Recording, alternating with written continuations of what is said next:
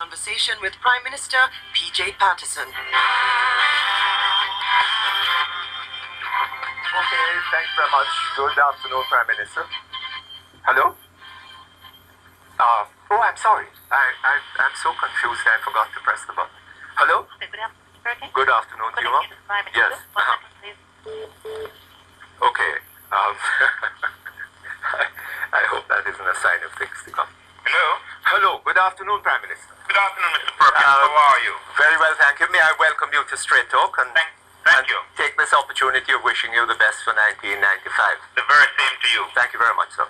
Prime Minister, you've been involved in and prominent in the political life of this country now for 40 or more years.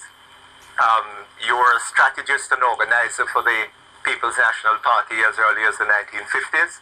Minister. I came into the party as an organizer right after we lost the federal elections in 1957 and became involved in working towards the victory in 1959. And I've been involved in all campaigns since, even those where we have ended on the losing side. Yes, well, those haven't been all that many.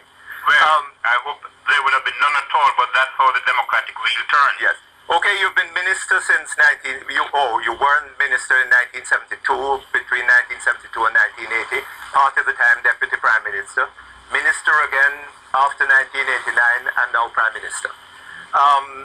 You said, so you are well steeped in the political process of this country, well experienced. I would think that's fair comment. Yes. You recently described this political process as a fight for scarce benefits and political spoils, which has contributed to a polarized society in which we operate as hostile tribes, which seem to be perpetually at war rather than working together to realize a common goal. That sounds... I did say that, but I think it's important to speak about the context in which that was put. Yes. It was at the opening of the Values and Attitudes conference in February of last year, and I was speaking about the changes in values, norms, and modes of behavior to which Professor Stone had written earlier. I then said the fight for scarce and political spoils has contributed to a polarized society, but I want to make it very clear that I was not saying that that is what politics is about. In fact, I have been at length to say time and time again that politicians have to be involved in leading the process of community building, and we should not confine ourselves simply to the distribution of benefits. Yes, Prime Minister, I wasn't... The point I'm making is that this is the description of the political process, not as it ought to be, but a description of it as it is. Too much of focus right now on the distribution of spoils. But it sounds to me more importantly, Prime Minister, as if what you're describing is a political process that is corrupt. I would say that the political process is in need of reform and is capable of improvement, and we always have to be working together to see how we can achieve this. One of the deliberate decisions which I took on acceding to this office was that I was going to do everything in my power to reduce the level of polarization that has bedeviled the political process so far. And my strategy to move away from the path of confrontation into the path of consultation is not by accident, although it has been misunderstood by many people. But you're not answering my question, Prime Minister. My question is whether what you are describing is not a corrupt political process, a process that divides the country rather than unites it, a country in which the political parties are operating as hostile tribes at war, and in which they are fighting over the spoils of office, which is public resources. I would not describe the system as being corrupt. I would accept that the system is in urgent need of improvement, and we have to work to secure that. And we can do it in a variety of fields, some of which I have already identified. Would you agree then, Prime Minister, that if politics has been perverted into a fight for scarce benefits and political spoils, that is corruption? I wouldn't say so. I would say that politics is about more than the distribution of spoils. Yes. I would say that unfortunately in our society, there has been a tendency to concentrate on this element without a sufficient appreciation that there are other things in which the political process must lead. I am not saying that the political system has been confined simply to the distribution of spoil. I have said it has been too dominant an element and it ought to be removed altogether. But to the extent that it dominates is a dominant element, and to the extent that the political parties are behaving like hostile tribes, perpetually at war, that is distinctly undesirable, and we have to work together to eradicate that. Okay. One of your members, Mr. Sam Lawrence, speaking recently in the Public Accounts Committee, referred to something that fits in under this rubric. The tendency to award contracts to people who are not qualified for those contracts. He said that government people are given roads to make who had only troopers, pretty trooper. They didn't have road layers, they didn't have rollers, they had no qualifications for the job. And that when the money had been spent, the public was no better off. Mr. Perkins, it might surprise you to know that not only do I agree entirely with those observations, yes, but I had taken positive action to correct it. That is why some months ago I set up a group of senior people within the administrative structure and working with the contractor general to look at the whole system of the awards of contracts, because I am not satisfied with how it has been working. Perhaps I should point out something here. The cabinet is involved in the final stage for the approval of contracts, but politicians are not involved or ought not to be involved in the award of contracts. We have a contract awards committee that consists entirely of administrative persons and persons who are civil servants. It is they who make a recommendation through the ministries involved to the cabinet, which the cabinet approves. But I think that the criteria which they have been using are entirely wrong. They tend to focus primarily on the question of what is the lowest tender. I think there are other factors that have to be taken into account. What is the performance record of the particular company? What is its competence to undertake a number of simultaneous contracts all at the same time? What is their managerial and supervisory technical expertise? To what extent are they suited to work in the particular area? What is the machinery to which they have access? And in particular, what is the time frame within which they can complete the particular contract? Because I think we have to accept that overruns cost money. Now, the Auditor General has been talking about that, Prime Minister. He has been saying that contracts are awarded on one basis, and the basis of the award changed, and the money paid for the contract inflated out of all proportion to the original. And I'm saying, Mr. Perkins, yes, if that is so, it is something for which the administrative and technical sides are involved and responsible. It is not something that is attributable to the political directorate. Now, what I think we need to do is to have some overseeing competence to ensure that that doesn't happen. And I think we are going to need to bring in people from the private sector working with the Contractor General Department so that there can be a better supervision of contracts and that certification comes from appropriate persons before any Prime Minister, Prime Minister, I think you have Prime Minister, could you tell me one thing? Yes? Are you saying that after all these years' involvement in the politics of this country, you don't know that when the PNP is in power, favors tend to go to PNP people, contracts tend to go to PNP people, people like Mr. Danai Williams, who is involved in a case accused of defrauding the government. Can we take the Mr. Danai Williams case as one in point? Yes. The cabinet approved of no contract to Mr. Danai Williams. But Mr. Williams gets a contract nonetheless. Just a minute. A contract was awarded to the Surrey Construction Company. Yes.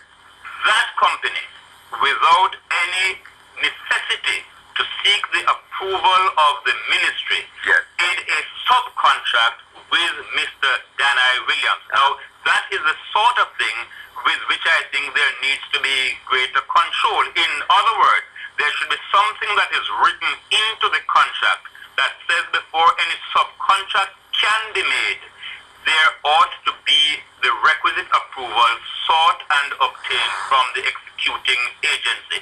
That is one of the areas in which we want to improve the efficiency in the contract system. Yes, sir, but you're talking about the future. I'm talking about the present and the past. You're talking about how things ought to work. I'm talking about how they do work.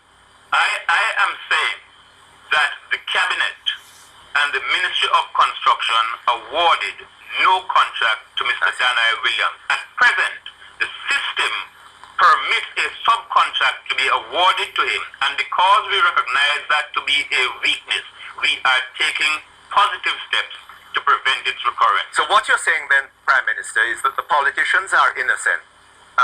These things are happening merely because... I would say Why? without qualification or without any modification to that statement, we are accused of many things for which we are not directly responsible. Are you accused of anything for which you are responsible?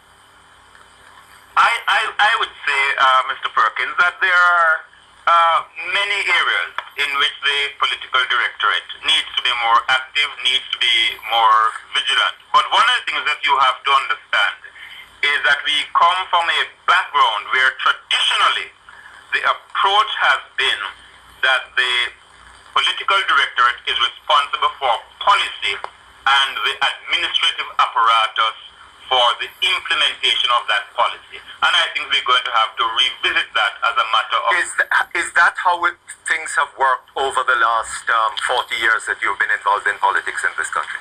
That is the theory against which we work. There are several occasions where to get things done, members of the political directorate have to be involved in ensuring implementation, otherwise they simply don't occur. Let me give an example. Right now, I have on my desk a letter from the principal of CAST saying that in respect of a contract which is funded by the European Union for the building of hostels for students at CAST, there has been some delinquency on the part of the contractor. Let me say here that that contract was awarded after international competitive tendering, and that particular firm won the contract. The principal has written to me to say, however, that in a number of areas, the contractor is not performing satisfactorily. And he ends by saying he is requesting my assistance in getting some sense of urgency in the contractor's operations to see the project through to completion. Now, in the classic Westminster model, that sort of request would never require the attention of the Prime Minister. Is the contractor a member of your party, Prime Minister? Is that why it is happening? I don't know who the contractor is. I see. I frankly don't know. It was as a result of international competitive tendering. It was not an award by the government of Jamaica. It would be something in which all nationals of European Union countries were entitled to bid. So you'd say that it is a matter of misunderstanding the role of the politicians, why people have the present attitude, that cynical attitude towards I politics. think we are wrongfully blamed for a number of things for which we are not responsible. And why the polls and the recent election results are showing that there is a disaffected body of persons out there, probably as large as 60% or more of the electorate, who have lost faith in the political process. I would say that must be a contributing factor, but it is not by any means the only factor. I think we have to recognize that we live in a changing world with a new society that is far more self-confident and that is much better informed about at every level how it needs to function. And in particular, people are demanding a piece of the action for themselves, and they want to run things, and they don't want to leave decisions affecting their daily lives to government or private sector bureaucracy. Prime Minister, could I ask you to hold for half a minute? Fine.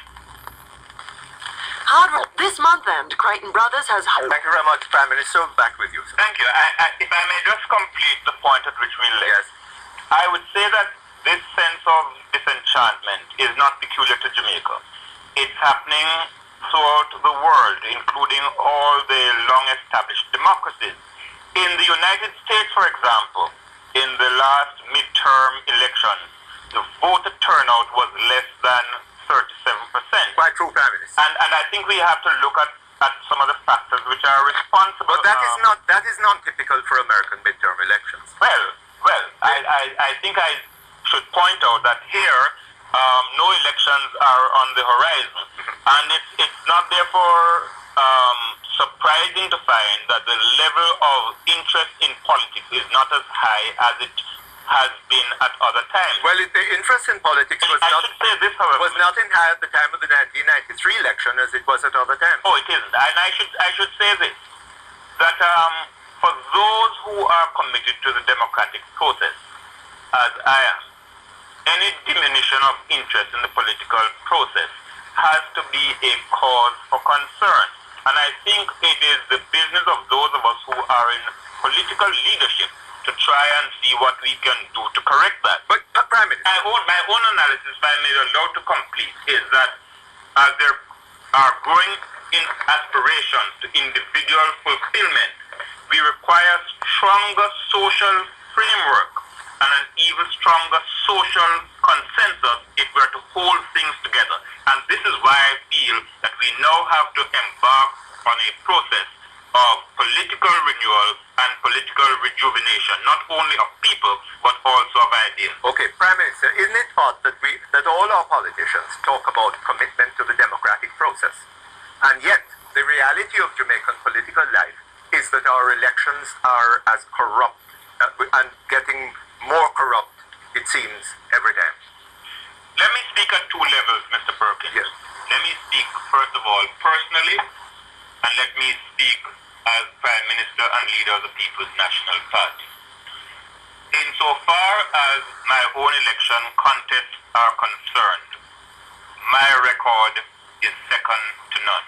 Indeed, in 1980, I lost my seat when various efforts were made to contrive things in my constituency that would result in violence or in any form of manipulation of the results. They were stoutly and successfully resisted. But, Prime Minister, that's not an answer to any question. Okay, I'm coming to the fact of the matter is that violence is part of the electoral... Yes.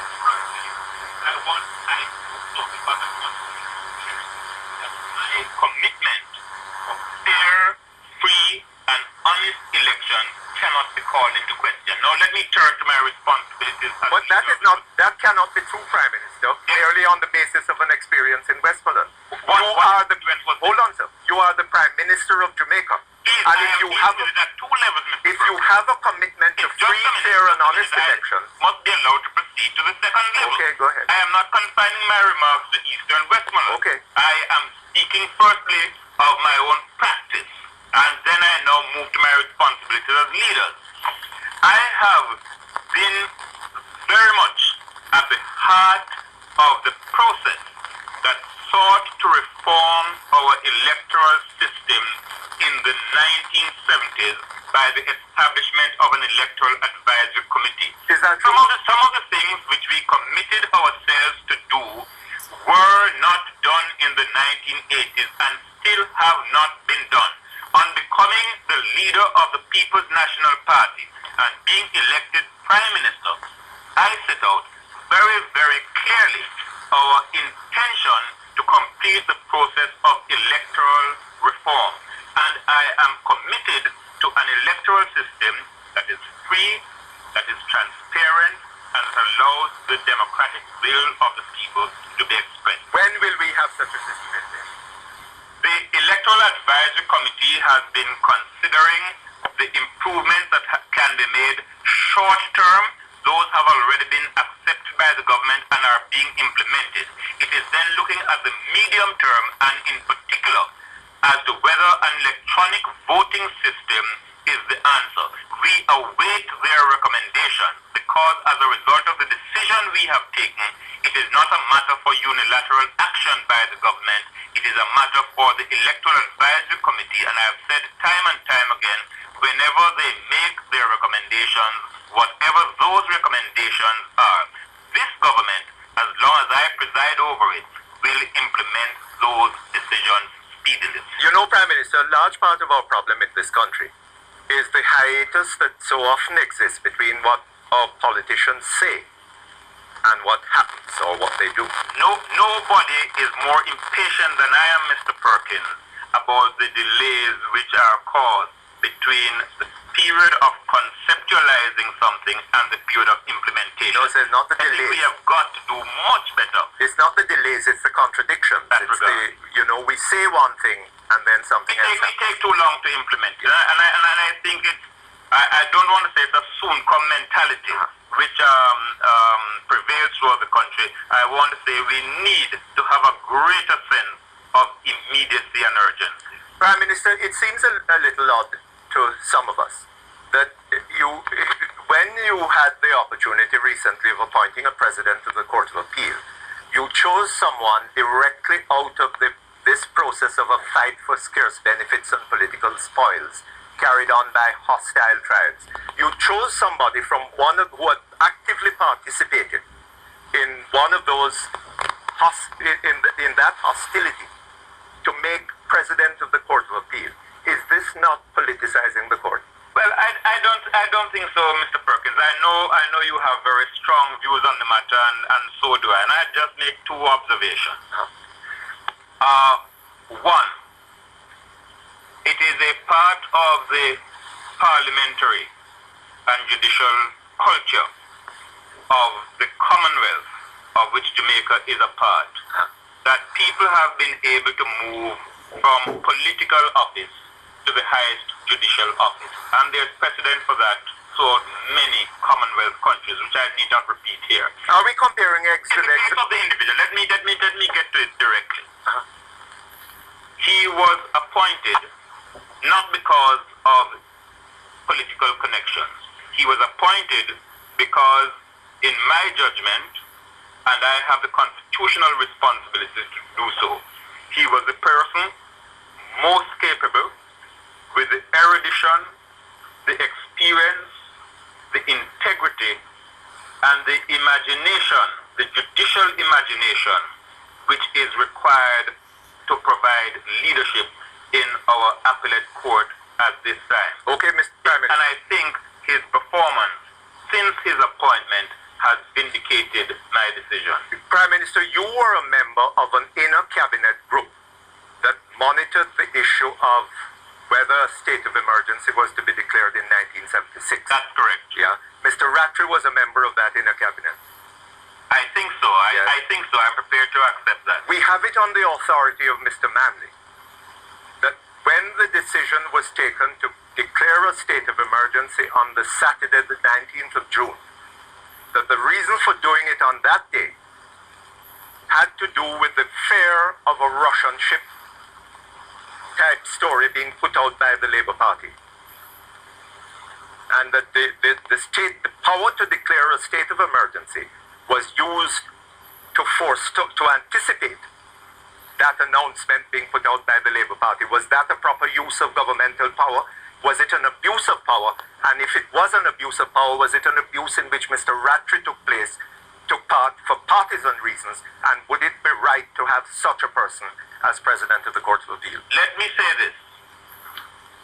The decision to declare a state of emergency was based on the recommendation of the leaders of the security forces at that time and the intelligence available to them. The government took a decision to act in accordance with their recommendation.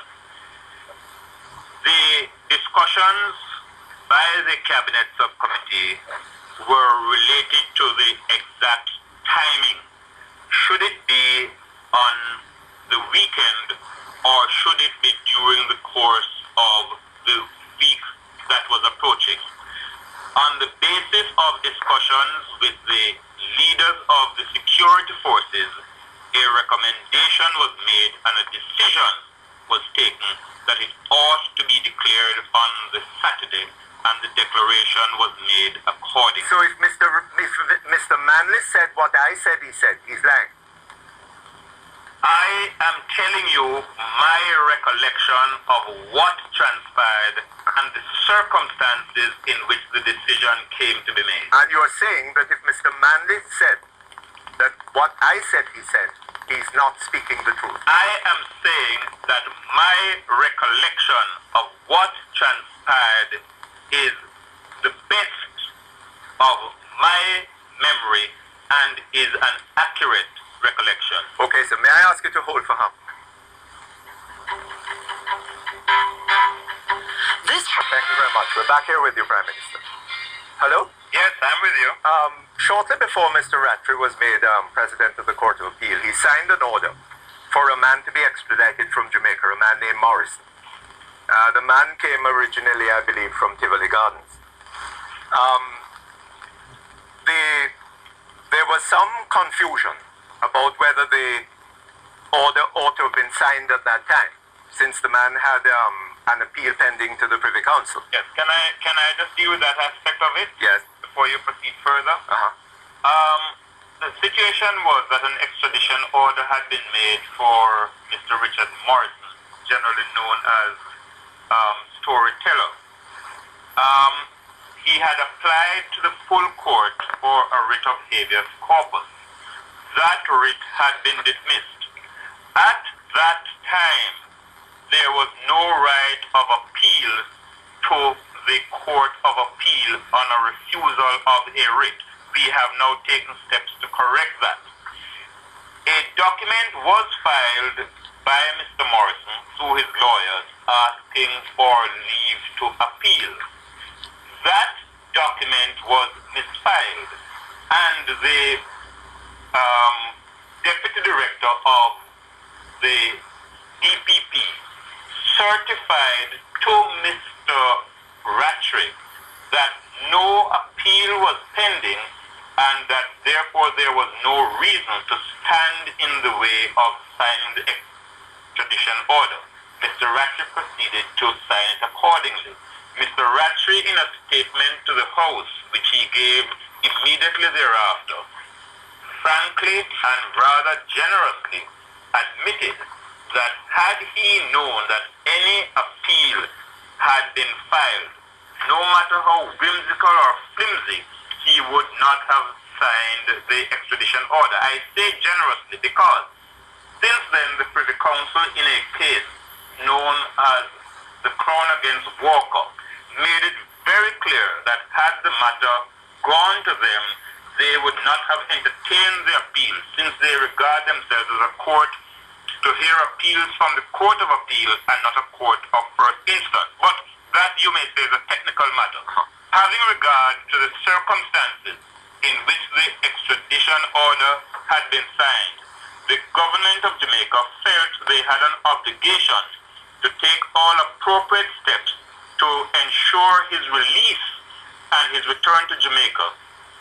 And we thereafter engaged the law firm of Holland and Knight in Miami to institute proceedings on our behalf to secure Mr. Morrison's return to Jamaica. And those proceedings were unsuccessful. Know that to fight those proceedings, it cost us some $5 million, which had to be paid out of the public purse. Yes. Unfortunately, the petition was dismissed and was not successful. All right, sir. I think you want to move on to another. I want to move on to another aspect of the matter. Yes. It is my understanding that this man has not been tried in the United States and within the jurisdiction in the United States in relation to the crimes for which he was extradited. That is my allegation. Also, Mr. Okay. He has been tried somewhere else for another set of offenses. That is correct. And my understanding further is that the prosecutors have expressed an intention of not proceeding with the extraditable offenses. I have heard something to that effect. Okay. Now, what, may I ask you, sir, is the position of the government of Jamaica on that? The government of Jamaica is of the view that if Mr. Morrison not tried for an offense for which he was extradited, it breaches what is called a rule of speciality, which is a fundamental provision of our extradition treaty. We are taking steps to ensure a confirmation of this, and I have given instructions to the Attorney General that working with the Ministry of Foreign Affairs and getting whatever information he can from the local and foreign lawyers who represented Mr. Morrison, a submission should be brought before the Cabinet outlining the situation so that the appropriate consideration can be given by the Cabinet as to what are the implications of this to the treaty which is presently in existence. May I ask you this then? What happens in the meantime in relation to other pending extraditions? Does the government continue? That is a matter which the Cabinet would have to consider very, very seriously. And I would say that before the Minister of National Security would sign any other extradition order that is pending, he would have to be absolutely satisfied that in no circumstances whatsoever would there be a repetition of the breach which occurred in the Morrison case. I should just say one thing, Mr. Perkins, which might not have come to your attention. Yes. Originally, there had been two separate applications for the extradition of Mr. Morrison. The first one, which was not proceeded with locally, is the offense for which he was tried. But that was not the basis on which he was extradited, because there was no proceedings in Jamaica to finality on that regard. For some reason, the Americans thought that Mr. Morrison had been extradited in respect of both requests, and that is the reason they urge as mitigating for having proceeded to try him on an offense for which he clearly was not extradited. But that is a matter which we have to pursue both through legal and diplomatic channels. One of the surprising things to me, Mr. Perkins, is that the lawyer who represented Mr. Morrison in the proceedings in Florida did not seem to take the point that Mr. Morrison was not properly before the court because he had not been extradited in respect of these offenses. But that, I'm afraid, sir, is a point that the American courts are not going to take, because there's the Mexican case. I must accept your observation in that regard, having taken note of what they did in regards to the case in Mexico. Yes, where they're saying once the person is before you, it doesn't matter how the person came there, we are going to exercise the jurisdiction to try that person. But as I must say, it has very, very clear adverse implications to the obligations under the extradition treaty, and those have to be pursued at both the legal and the diplomatic level. So what you're now telling me, Prime Minister, is that you have had discussions with the Americans about it, and that the Americans have offered an explanation. Exploratory discussions have taken place. They have not been finalized. We are not satisfied as to the explanations which have been offered, and we are pursuing the matter further. Okay. Prime Minister, the matter of casino gambling has recently been in the news. The matter was discussed at your NEC meeting last week. That is so. And a decision was made? Insofar as the party is concerned, yes. Yes. And I take it that that means that, the persons who were pursuing this matter, they have indicated that they have no intention of going further with it. Oh. Well, I think different ones of them have responded differently, but that's a matter for them. Okay. May I ask you this? There has been no debate on this matter in Parliament. Nobody has brought it to Parliament. There was a... But somebody brought it to the NEC. Yes, and anybody's free to bring it to Parliament. The government doesn't intend to bring it to Parliament because we find no reason for the position to be reviewed. But if the opposition wants to bring it to Parliament, they certainly are most welcome to do so. The government is satisfied with the decision on the matter taken by the NEC.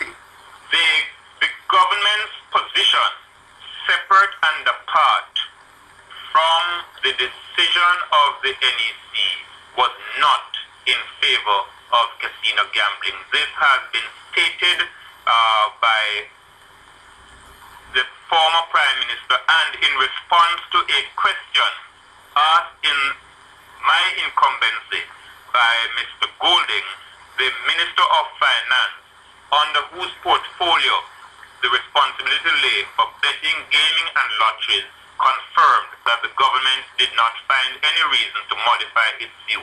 Yeah, what's the difference? If the wants to have the matter ventilated, they only have to bring a resolution to Parliament, and we will afford them the necessary time. What is the difference in principle between casino gambling and the forms of gambling of which the government clearly is in favor? Let me say this, Mr. Perkins. The fact that smoking is injurious to health is well known. One does not ban the smoking of cigarettes. The more you smoke, of course, the greater is the risk of injury. It doesn't follow, however, that because the smoking of cigarettes is not prohibited by law, that the smoking of ganja should be legalized. There's a great big difference between the sort of gambling which takes place and which is permitted under the Betting, Gaming and Lotteries Act from that which is contemplated by the grant of a casino license. What's the difference? So let me tell you, nobody travels from the United States or elsewhere to come to Jamaica to play slot machines or to indulge in betting in local horse racing. Casino gambling is something which is not incidental. It is something which is the center of promotion for those destinations in which casino gambling exists. And one has to be very, very careful, especially at this time. What is the image of the destination which we seek to promote? So are you saying, Prime Minister, that if Caymanas Park should become eminently successful and the racehorse breeding industry in Jamaica become very successful too, and people come all over the world to attend race meetings at Caymanas, you consider banning it? No, I didn't say that. I didn't say that. What do you say? I am saying that casino gambling, unlike horse racing, is not incidental to anything. It is the centerpiece of something. In the Yes, case but of horse Caymanas racing, Park would then be the centerpiece of the just a Jamaican minute. attraction. In the case of horse racing, Yes.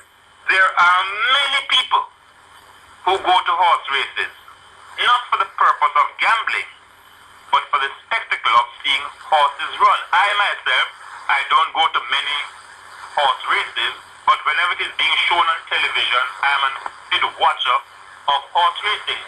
Though I don't spend a single cent on betting on horse racing. Are you opposed to gambling in principle? A big difference between horse racing, sport, and casino But gambling. people go to casinos to watch the shows, I'm told, at Las Vegas. But you can have shows. You can have shows with spectacular entertainment. For example, Mr.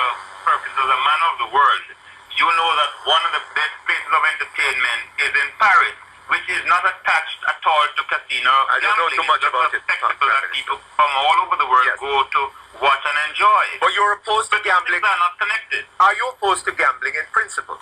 No.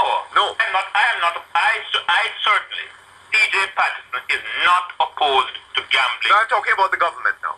The government is not opposed to gambling in principle. The government is opposed to casino The gambling. government is saying that at this present time, casino gambling is not a priority. And when one balances what might be brought in terms of income from casino gambling with other risks which are involved, it simply is not worth. What are these risks, Prime Minister? We are concerned about the levels of crime that are associated. We are very concerned in Jamaica at this present time about the question of money laundering. We are concerned about the social side effects of casino gambling, and we have to remind ourselves that money is not everything. The social side effects of Yes, we casino. have also to be concerned, and in the particular case of tourism, what is our image? What is the sort of destination which we are seeking to promote? In the marketplace at the present time, there are certain wrong perceptions and some element of distortion as to the incidence of crime and violence perpetrated against our visitors. We don't want to do anything to promote any activity that might further add to these misfortunes. What's the level of crime and violence in Monaco? And we don't want to make casino gambling the centerpiece of our strategy for the expansion of tourism or for attracting investments into Jamaica this time. Could I ask you this, Prime Minister? The social side effects of the lotto and the scratch and win which went before it, you're not concerned about those? We don't see that those are of the same magnitude as casino gambling. But they're addressed, those are addressed to the poorest people in Jamaica. Well, I don't know that the poorest people in Jamaica are engaged in the lotto, and I would imagine that the amount of money that is involved is, even for them, minuscule. I should also point out, Mr. Perkins, that this is one occasion when there seems to be some support from public opinion, because a poll was done by Don Anderson in July of 19. He had the qualifications for the job. That's correct. Do you think that the appointment of a president of a court of appeal, a chief justice, any such appointment should be a matter of one man's thinking? Any one man should be able to do this? Let me say this. Let us draw an analogy on which so many people like to rely.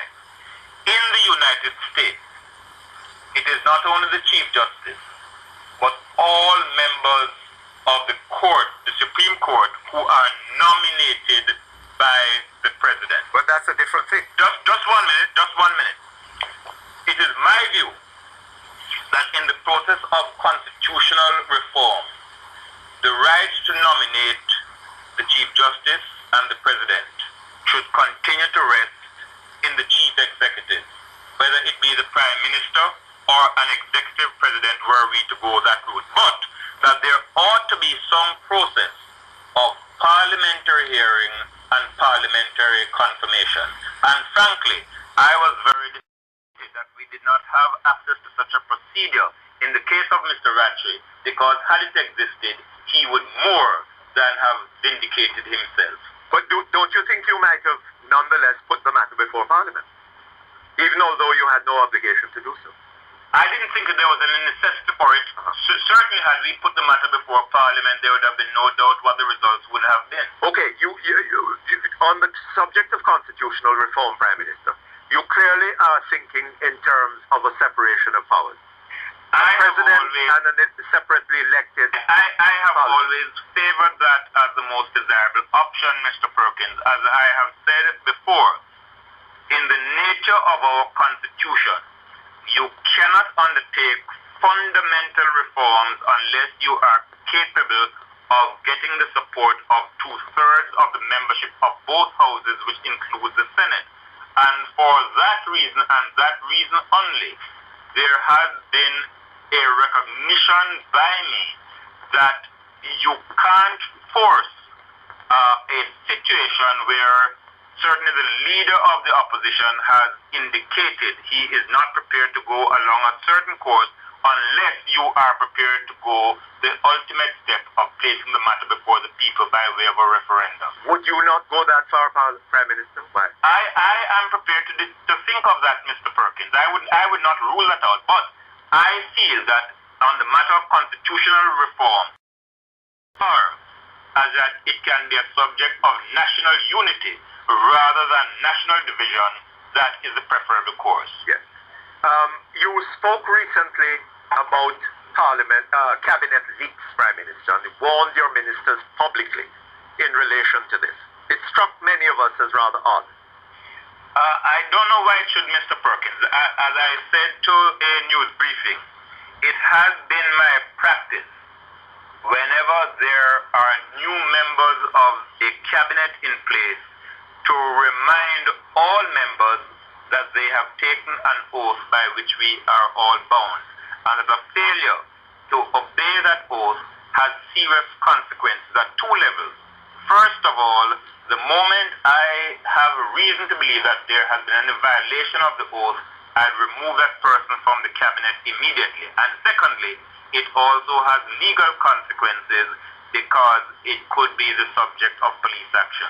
Have you had any cause to be concerned about this recently? I have had no evidence of leaks from the cabinet. I felt I had an obligation to advise not only cabinet ministers, but also ministers of state and parliamentary councils of the obligations of the oath which they all had to take. But could you explain why you felt it necessary to do this publicly? I didn't do it publicly. I did not do it publicly. I did it at a meeting of the Council of Ministers.